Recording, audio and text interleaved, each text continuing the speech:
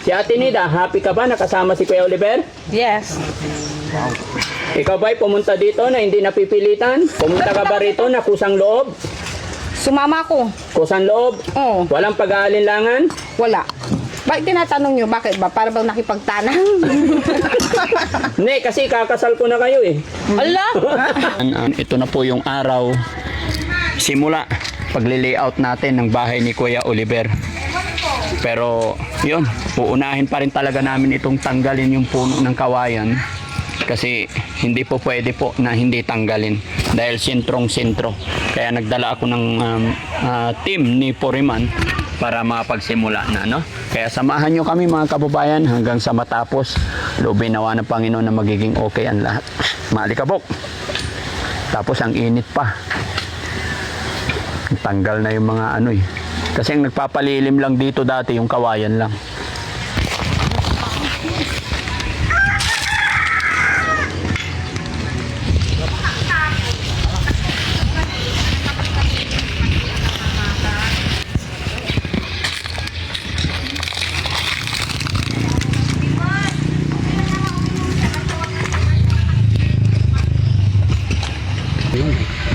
Masa? Ito raw na ito. Ha? Yung ka na sabi ni Daddy Frankie, makakainom ka lang. Ako kaya magalukay din kaya dyan. Yung maganda ano. Mahirap, yeah. Ang ko pa. Agi ang putang. Ang putang. Ang bula, yeah. Hindi. Ito. Marabok manaya. No? Marak man naman na may judging, no? Pupunasan kita. Sa ikarga ni Tulok. Punasan kita, Oliver. Yan. Ah? Aga man lilingat. Hindi, wala pa. Aga man lilingat. Aga man lilingat kaya. Ako nabuhusan. Wala kayong ano. Nabuhusan ko sarili ko.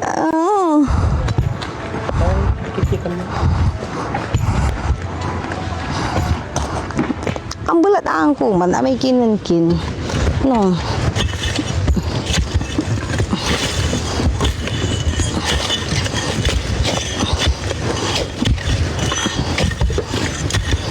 Kaya Tinida, baka masugat ka eh. Hindi. Dito. Hindi. Mainit ang bulat yan. Oo, hindi mo kaya. Panlalaki to. Ang trabaho mo, alagaan mo lang si Kuya Oliver. Mainit. Silong ka Alam muna. pa nyo? Bubungkalan, pala. Ayun pa oh. Matatanggal na. Hanggang dito lang dyan lang sa ano, Oliver, hanggang dyan lang yung bahay mo. Natanggal ninyo yan, puro uling-uling yung mukha natin lahat. Paano yun, Oliver? Pag ano, bahay mo yan, mamumuhay ka dyan, ano mo, yung pangbuhayan mo, yung magtatanim ka ng gulay. Yan o, pito. Tapipitasin nyo din, pangbuhayan nyo din nila. Basta pa hindi pa malalaman. Hindi pa malalaman. Isipin mo na, ginagawan ka na ng bahay ni Daddy Frankie. O, maganda yan o. Ganyan lang o yan o. Oh. Takal mo ka ng bulak-bulak. Ano? Bulak-bulak. Tatanong mo, hindi makakain yun. Ayaw nga pala, nakain na pala.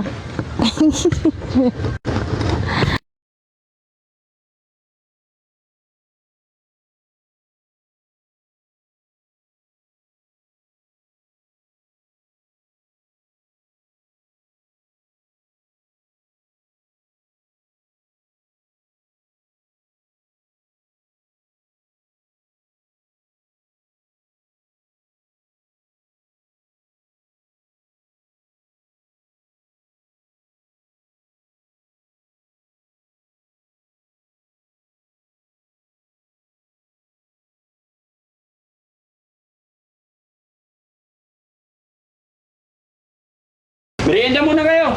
Forman, dito kayo. Merenda daw tayo. Ito na lang Dali. sa akin.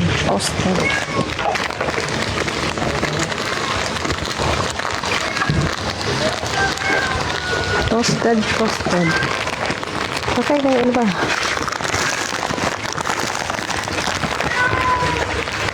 Yan, sige, merienda muna kayo. Pasensya na kayo, delay ang lunch natin.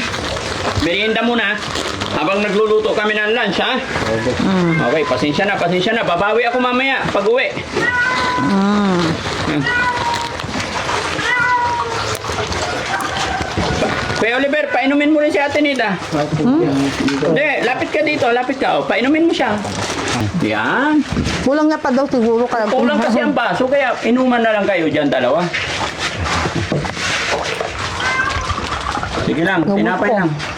Ang kabdun. Ayaw mo tinapay? Ilapag mo muna yung baso mo dyan. And then, kain ka muna ng tinapay. Ah, kuwang Tinapay mo baho. ng baso.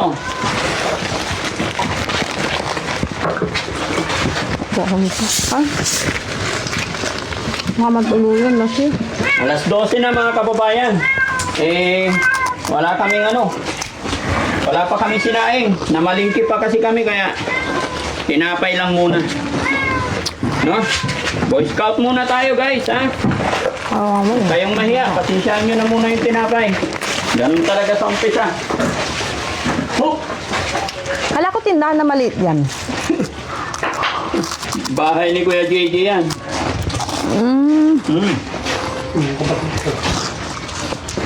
Oliver, Tingnan natin sa pag nasukat yung pag na-layout na.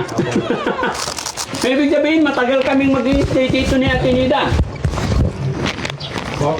Matagal kami mag-i-stay dito kasi babantayan ni Ate Nida at si Kuya Oliver eh. Habang ginagawa to. Tingnan natin mo.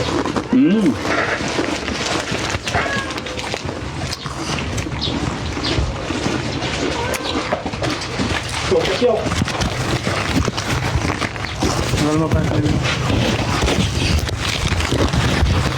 Nagatang probinsya talaga, no? Pinamin tinapay. Tsaka alam mo, gutom na ang tao, wala nang hindi masarap. Lahat masarap na. Sige na, inom lang ngayon, ha? Tingnan nyo naman sa kabilang banda kung anong ginagawa nila. Dalawa natin driver, sila magluluto ng lunch. Tignan natin kung paano mangyayari sa dalawang to. Hugatan mo lang, huwag mo nang balatan. Yung luya. Hugatan lang, nasa bukit tayo. Ano ba? Maraming paano yata risky. Ha? Sandali yung paano risky. Hindi. Oo. Sige. Hugatan nyo lang. Tapos tik-tik mo lang. Yanida, soft drinks mo. At ano yung baso? Anong baso mo, Kuya Oliver? Yan o. Ito? O, ito. Painumin mo si ate. Kunin mo, Kuya Oliver. Dali. Painumin mo si ate Nita. Painumin mo. Sana all may kalambingan. Hindi ka nagsisilos, Forman. Parang ka na kawarin.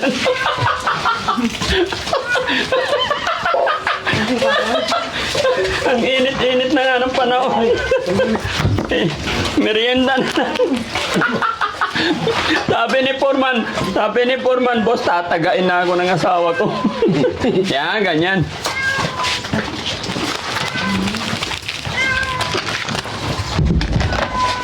JT, okay lang matabang ha, huwag maalat ha. Yes. May sausawan naman eh.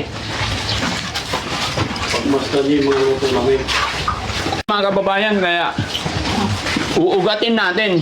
Kasi masama kasi yun eh, yung tatabunan ng bahay, ng mga ganyan, masama.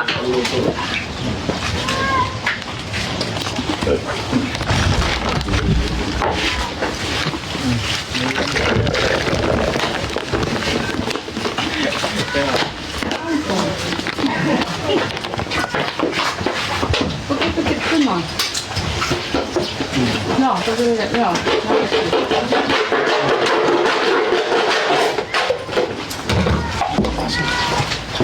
Alam mo.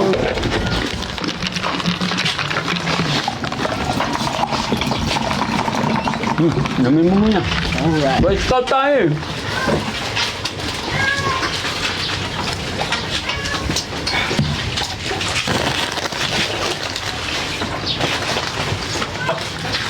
Magbumbaka? Ito ka lang. Kayo guys, merienda mo na. Pamatay gutom ba? Saktong-sakto to mamaya, gutom na gutom tayo mamaya. Sarap na sarap tayo sa niluto nila nilaga. Oo. Taligabuan mamaya yan. Oh, ito ba?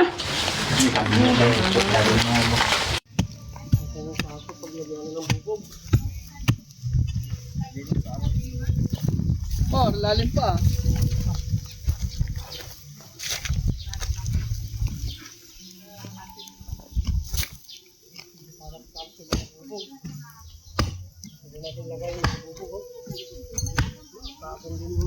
Si Nanay Ansing, pinaplano niya na lahat. Anong pinaplano niya?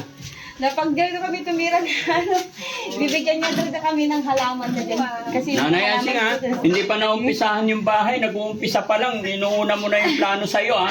plano sa kanila ngayon para sa plano na sa amin dalawa ni ano. Ah, buti kung ganun yung plano para malilim sa mga halaman. Oo. Tapos bibigyan niya daw kami. Okay. Ay no. Kasi tuyo na yung mga halaman niya eh. Hindi, ganun lang talaga yan. Pero pag nandyan na nakatira, tapos magtatanim na ng mga halaman, malilim, mabubuhay. Ganun lang talaga, ito yung panahon talaga na kumbaga taglagas kasi sobrang init. No? Oo. Time check mga kababayan, 12:30. Pero tuloy-tuloy ang trabaho, no? Hindi na nila tinigilan yung puno ng kawayan para mapagsimula na. 5 kilo siguro yung, ay 10 kilo siguro yung binili na ng bigas yung mga yan. Mm. Para ano, hanggang hapon kakainin natin. Kasi nasa bukid tayo eh. Yun ang merienda natin. Magtatanim kayo ng kamuti, singkamas. Yun na nga sinabi ni ano eh. Ni Nanay Ansing eh. Sabi niya ganun. Ang ano namin dito, kamuti, sabi niya. Kakainin ko kamuti lang. Palagay mo, magkakasundo kayo ni Nanay Ansing? Pwede, pag minsan may mga pag may topak, siguro hindi may iwasan din yung sa magkita. Pero pag ganun, di magkasundo. Tapos pag merong hindi nagustuhan, di ba? Ganun talaga, di ba? Oo, ganun. Ganun tayong mga tao.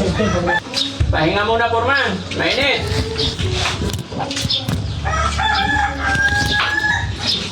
Pag nauga na yun, matatanggal. Ang laki pa pala. Kala ko, ayun yung kapaldatuhan. Ay no, nasaktan ako nung simula niyan kaya ayoko na yun. Ah, Saktan ka na agad? Oo, pinunit ko yung picture niya tapos laspak ko sa may para bang bata ba? ay bakit kanya sinaktan? Ano bang ginawa niya sa'yo? Ba't ka nasaktan? May asawa na pala yun, may buntis na pala asawa niya. Kapatay, manluloko pala Oo, yun. sinungaling sa cellphone. Sabi niya binata siya. Oo, yung pala, meron na pala siyang Paano mo nalaman na may asawa? Nagbuklat ako dun sa mga sa American Ginto. Oh, cellphone niya. Hindi sa cellphone, dun sa tinutuloyan niyang barak. Oo. Bahay, Oo. na tinutuloyan niya. Oh. Ewan ko kung doon siya tumutuloy. Kung doon ba yung tinitirahan niya, eh, wala din namang masyadong Pangit yun, yung manluloko. Hindi umaasinso yun. Hindi ko na yun. Kaya mula noon, hindi ka na nagka-boyfriend. Hindi na. Tapos nung meron ulit, nag-anap ko na ako sa meet ulit dito. Para bang, naman yun pero Pilipino, hindi apam yung hanap ko kasi hindi naman ako marunong mag-English. Oo. So, Pilipino. Si Kuya Oliver pwede na. Ito, pagagandahin natin yung bahay ninyo para pasyal-pasyal. Lumabas na yun sa Oliver, pinapalabas ko lang ng TV. Oo. Ayun. Oo. Para siyang bata. Pati kakain na. Guys! Tara na po! Yan, mga kababayan, mga kabarangay. Late man yung tanghalian namin, pero masaya, ano? Buksan mo para lumamig kunti. Yan, okay. Dito tayo guys, dito! Ito yung pinakaunang araw, groundbreaking, kumbaga mga kababayan, groundbreaking ng bahay ni Kuya Oliver. At medyo late yung lunch namin. So okay, so mag-pray lang muna tayo para be blessed. No? Sino maglilid?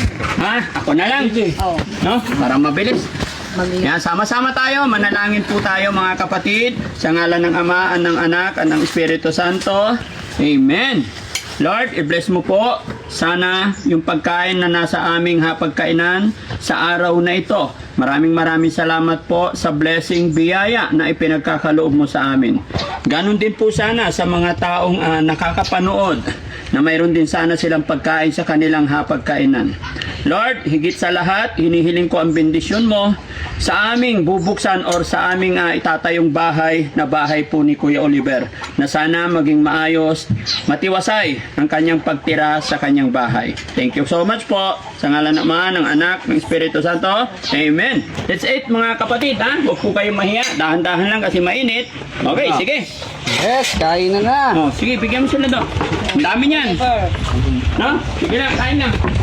Tsara mo.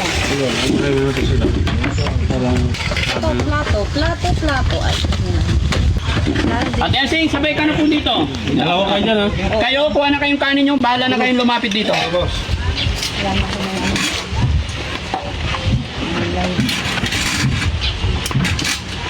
Ayan.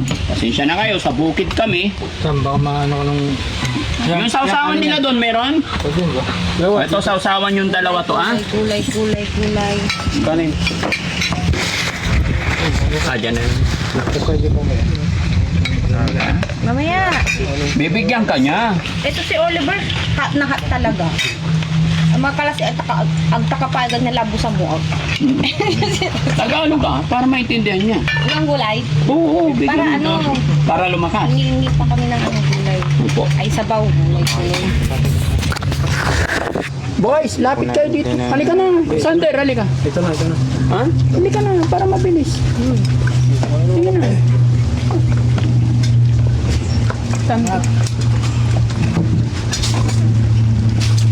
Kasi gutom na yung mga yan. Anong oras na? Lagyan nyo na. Parang sandok mo, bro. Bigyan mo. Kailangan. Init. Gulay daw. Sa ilalim may kamuti. Sakto sa'yo eh. Ay, may silik si Nanay Yansing, may sili ka, ha? Kailangan to, may sili. Gusto niyan sili, guys? May sila na dumbos. Naubos na. O, sige, okay na. Kahit di na tayo magsili. May sabaw. Ayan. May sabaw. Lagyan mo pa to. Ate Yansing, dito ka rin. O, doon ka. Sige na, bibigyan ka namin ng kanin. Ang plato mo. Sige. Sige lang. Kain kayong repulyo. Si Nanay Yansing, bigyan mo si Nanay Yansing. Bigyan mo sabang. At ito na lang. Kaya na po tayo, sabay-sabay na po tayo. Ako na.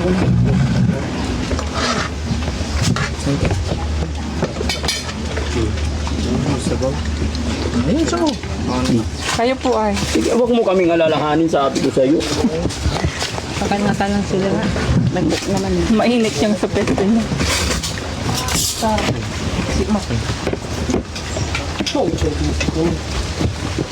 Sabay na rin ako, ha? Masarap kaya sumabay. No? Kalimutan muna natin yung diet ngayon. Sorry. Ay, ang dami. Tara, sige.